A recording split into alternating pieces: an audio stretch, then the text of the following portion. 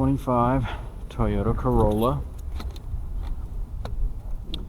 Now I remember I did the 2024 video not too long ago. Nice little night drive. Hop in and I'm gonna start it up. Got a little flip up key. I kind of like these. Just that.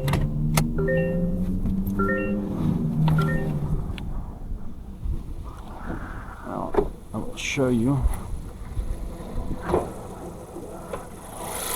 engine.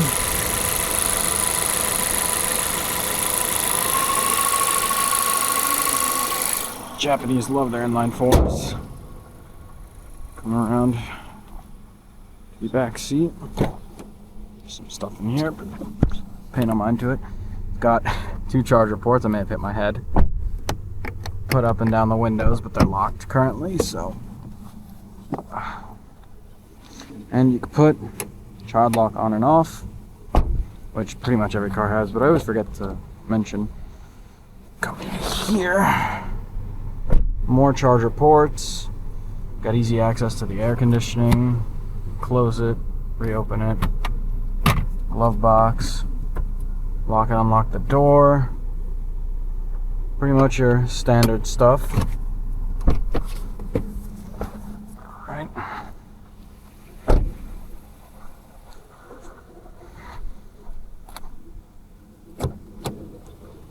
Hop in. As you can see, pull that for the trunk, pull that for the gas cap. We'll not be doing that. Apologize if the video is a little shaky. My camera was not tightened. Got a little bit of that. Move the mirrors in and out, left and right. Got some more buttons here. Turn off the lights, turn them on. As you can see, only 11,000 miles. Not too bad. Seat moves from back here. There's no lumbar support over here. You can tilt it forward and back. It's all the way as back as it can go. Window lock, unlock, lock, unlock. Down that window. Put it back up. Standard turn signals. It's some fairly standard stuff. Windshield wipers. As you can see, the little pine needle. Buttons there, buttons here. Let me put this back up. Got your hazards. Now, one thing that this has is, I believe it has a slightly bigger screen than the 2024. Hello. That was really weird. It's not the best. You can kind of extend this out. Not too bad. Alright. Let's get it started. You got your standard park, reverse, neutral, drive. And the B, I think you all know that you have no idea what the B means. I don't know. Maybe you do, but I'm not really sure what I was trying to say at the beginning. But if you're wondering what the B means, I believe it is engine brake. Meaning when you want to stop the car, you put it in engine brake and you don't have to use your brakes as much. So yeah, let's come around here. Now, one thing I will have to say is that if you currently own a 2024, there's really not that many major differences between this and the 24. Slightly different look on the front, slightly different headlights, but overall it's going to be the same engine, the same ride.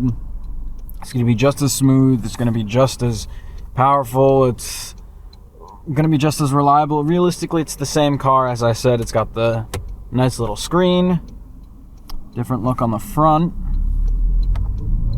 I'm gonna go because I want to be unsafe today.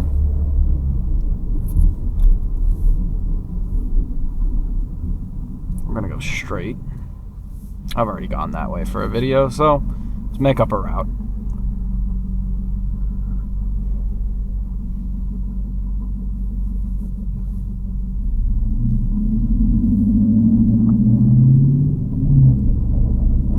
This car does sit very, very low to the ground, which can feel a little weird after you drive a van or a minivan or an SUV, a pickup truck, or whatever you drive that might sit a little bit higher. So it just takes a little bit of getting used to. Nothing big. Again, I mean, it's just driving. If you've driven, then you know how to drive, and that's about it. There's some other features to this car that I will show you coming up here. Just like that Ford van, it does have an option to hold the brake for you while you're at a light, which is okay, I guess. I guess it's convenient, but nothing super special. Oh, won't even get to show you it at this one.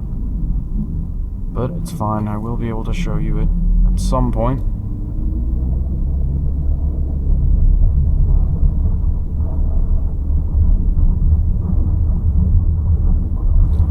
Turn signals are your standard stuff. They're fairly crispy. I quite like turn signals. But again, it really doesn't stand out as like a completely... And it's not going to. More or less every single car is going to be a little bit different from its previous year's counterpart, but it's not going to be anything like awe-striking or, oh my god, this is so crazily different that I need to show you guys how different it is. It's never going to be like that because it's 1 year. How much could they really do in 1 year? Alright, come to a stop and hold, and it holds until I press the gas pedal or turn it off.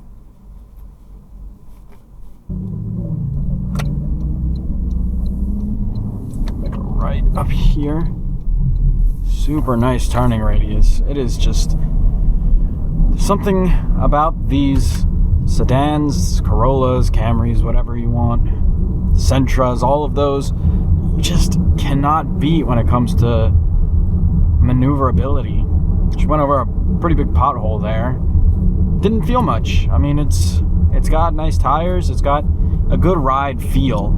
You're not. This isn't one of those vehicles that you buy and you're gonna expect to have to trade it in after a year because it's not reliable. Too many things are failing, or it's just not smooth. It's a Corolla. It might be a new car and have those new car features like slightly less reliable, slightly more tedious, slightly more maybe rough, although I feel like newer cars tend to be a little bit less rough.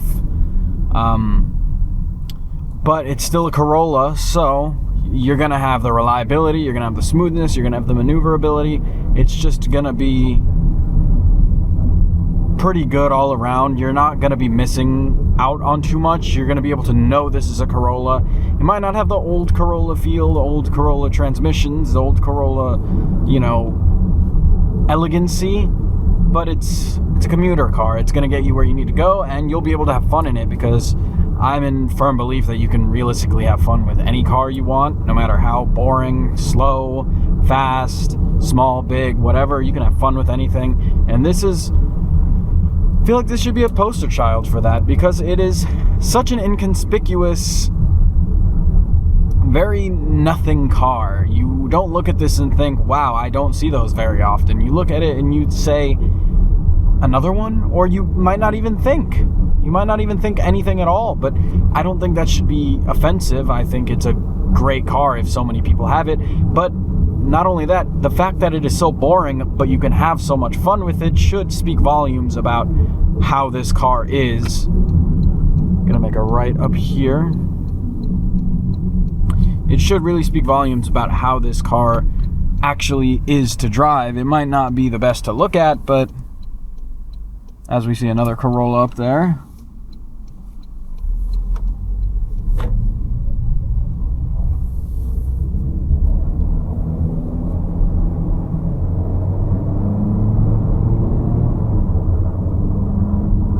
.92 degrees outside at 7:44 in the evening.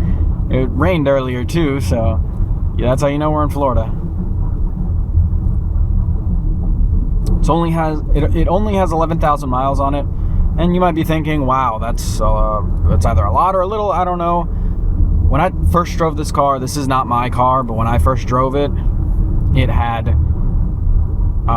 maybe 15, 20 miles.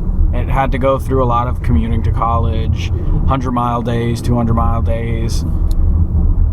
It's gone, you know, down to Tampa, back up, out to Orlando and back. So it's gotten its fair share of, maybe that you wouldn't consider that beating, but it's gotten its fair share of use, I will say. And it's held up pretty nicely, you know, knock on wood. But again, only 11,000 miles. You're not going to get too much for that. Too many problems popping up at that. But you don't really hear about these Corollas, even the newer ones, having too many problems. So it's really not something that you're going to end up having a problem with. It's a Corolla. It's, again, I've said this, but I really have to drill it in. It's going to be as reliable as you think a Corolla will be. And again, it's another one of those cars. As long as you treat it right, it'll be fine. There's some cars you can beat the hell out of it. You can really do anything with the car, and it'll hold up no matter what. But this, I mean, obviously, it's not a car for off-roading. It's not a car for speedways or racetracks exactly, unless you modify it, obviously. It's one of those cars that if you take care of it, it's gonna last. And you can't really say that much about a lot of cars these days, especially SUVs and some of the more offensive vehicles out there, some of the more invasive vehicles out there that a lot of people aren't too fond of. And especially a lot of luxury vehicles, as much as I hate to say that, because luxury vehicles can offer a better experience, can offer a smoother experience, and obviously you're paying more money for them, but you don't buy a BMW, a Mercedes-Benz, Lexus, I mean maybe a Lexus, but a Rolls-Royce, a Bentley, a Jaguar, and you don't buy one of those and think like, yeah, I'm never going to be in the shop. You buy one of those and it's pretty safe to say that within about a year, you'll probably have to do a major repair. Maybe within about 6 months. And that's not what you're going to get with the Toyota. I mean, it's a Toyota. You're getting exactly what you pay for. You're getting exactly what you expect. It's an inoffensive car brand. It's an inoffensive car. And, I mean, there's not much else to say about it. It's a very enjoyable ride.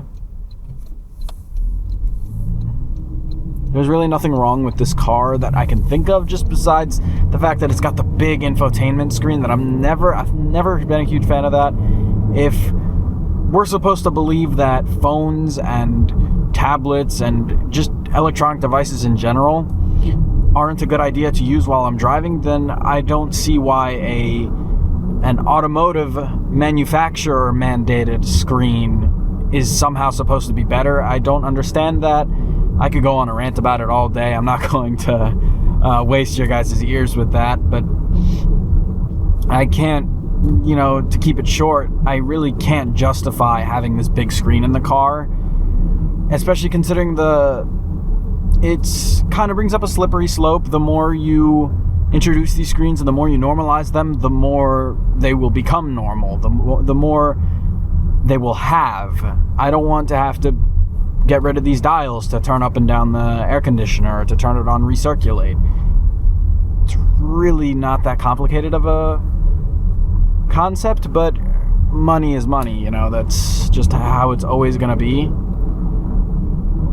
So you just got to take it how it's coming. I mean, it's kind of hard to argue with that. There's not really much we as people can do if money talks. I'm not gonna get anywhere by ranting on a video. But I mean, that's just my opinion. I just don't really think that these screens are a good idea. I think in some cases they can be useful, especially if you have a passenger. If you very frequently travel with a passenger, almost always every time you're in the car you have a passenger, then they can handle the screen, they can deal with it. Maybe you can glance over every so often and tell them like, hey, could you do this? Or hey, like, don't do that, do this instead. But even then, like, glancing over, really should only be for your mirror, your side mirrors and your rear view mirror, and for scanning the road.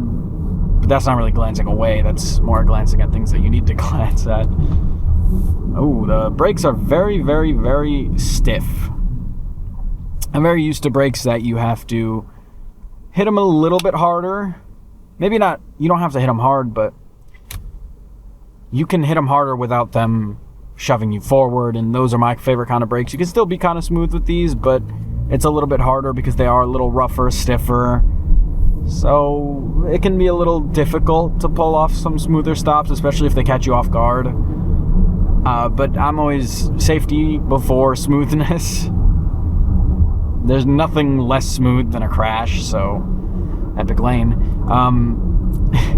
So if you need to stop, then don't even worry about the safety, or don't even worry about the smoothness.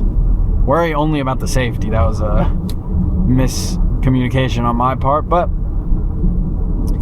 that's really one of the only downsides of this car is the brakes. That was another thing I was going to get into. They're not the smoothest, they're not the best, but that's what you kind of expect in a car like this. I'm more of a fan of smooth brakes, but it's a newer car. They need to hold up safety standards. Most people don't really care how smooth they drive, so they would feel more safe with brakes like this, and that's perfectly fine. Whatever you feel more safe with, 100% go with. Nothing should ever keep you from being as safe as you can be.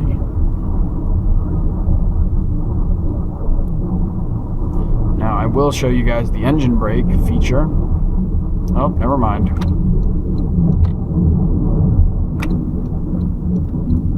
I still can. So I'm slowing down. I put it into B. And it slows down. Put it back into D because I'm not stopping. I'll show you guys again, but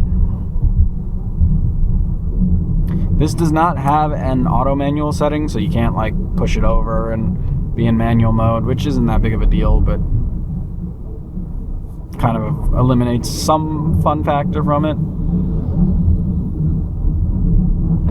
But it is a super smooth and quiet ride, and just look at how it's handling these corners. I mean, I'm not to incriminate myself, but I'm pretty much I think I am going over 10 miles over the speed limit, and I'm handling these corners super well. I mean, obviously 10 miles over really isn't that much, to be quite honest with you, but still, it's handling the corners fairly well.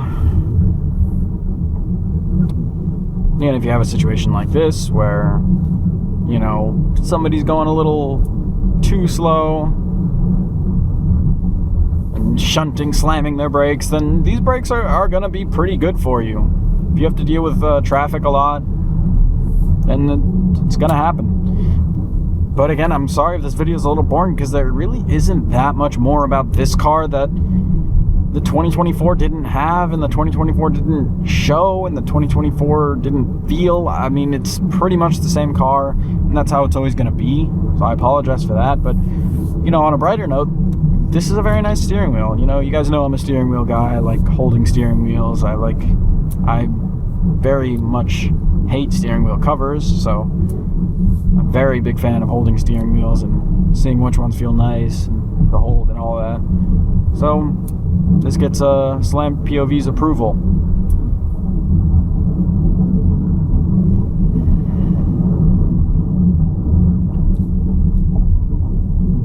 Might end up having to pass this guy on the right. If any Germans are watching this video, I would like to know how you feel about this guy being very slow on the left. You know what? I will actually go to the right anyways. This video is very unplanned, spontaneous. Again,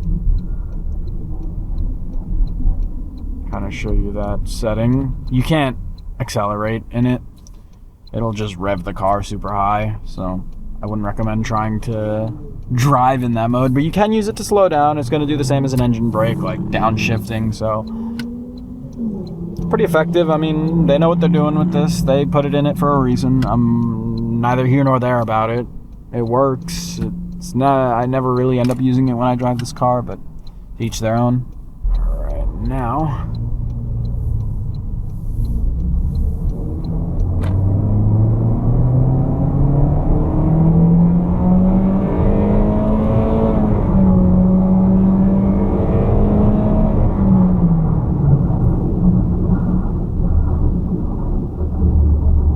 as you saw right there, the manual driver in me decided to reach for the shifter because I saw the revs were getting pretty close to red line, and that was for a 2025, for a sedan, for an economy car, for a car that, you know, your casual college student or casual office worker is going to be driving. That was a pretty large kick. That was a fair amount of revs. I did not expect it to go up to 6,000, almost 7,000. I think that was around 6,500. That was a pretty good kick. So it can be a pretty mean car, and I'm sure with modifications you could easily take this to a track day or a drag race even. I mean, sky's the limit.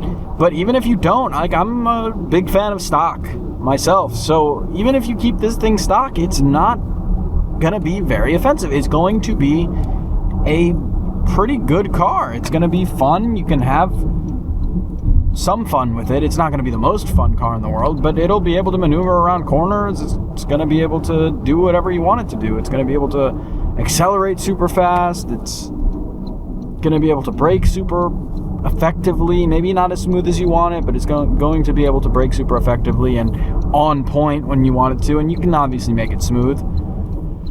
And it's going to kick. See here, I'm trying to be as smooth as possible with the brakes. Smooth with the turning. The turning radius obviously is going to be amazing. It's a sedan. It's a commuter, small sedan kind of Japanese car. It's going to be economy car. It's going to be super smooth. It's going to be super effective. Like, the turning radius is going to be amazing. That's one thing you can always look for in one of these Japanese economy commuter cars, is that it's going to offer a pretty fun ride. It's going to corner effectively. Now, don't go out and kill yourself with this because, you know, the Slant POV said it can corner well, but you can go out and have some fun. Maybe Sunday morning drive, go out, nice back road, and get a little spirited drive in. You can definitely do that in this car. It's not going to be the most fun car, but it's going to be pretty fun. And I'm sure some of the pretty similar younger or older years are going to have maybe a manual option. I'm not sure. I know the GR Corolla is phasing out the manuals, so I don't know when the actual Corollas started phasing out the manuals. Shame, but, you know, I could see this car is fun enough to make me consider at least test driving I would always consider test driving, but it would make me consider purchasing a GR Corolla because it has a manual transmission, and I feel like it could very well be just as fun. I'm gonna change lanes here. I'm gonna use the engine brake to help me slow down a little bit, push it back into drive because there's only so much the engine brake could do. I'm gonna keep going on my merry way. Quite a fun car. I'm very surprised that it kicked that hard. I've actually never accelerated super hard in this car. I didn't expect it to go, you know, super high revs. There's a first time for everything, though, and that really blew me out of the water. That made me more of a fan of this car than I already was, and I'm usually a fan of every car I drive. I mean, I say this all the time. I'm a fan of most cars I drive. You know, I haven't driven that many, but most of them I've been pretty big fan of. Even the bad ones I still like. Nice lightning down there, but this car, I mean, I was already a pretty big fan of it before. Smooth ride, fun to maneuver around, very easy to get used to, inoffensive, but that was a pretty nice kick for what it is. I mean, it's not going to be like a Maserati MC12 or you know, a Koenigsegg CCGT or one of those unicorn cars, but for what it is, I think that was a pretty nice display of its capabilities right there. Of its capabilities to have fun. It's not like, oh my god, this is the greatest car ever, but it has some pretty good capabilities.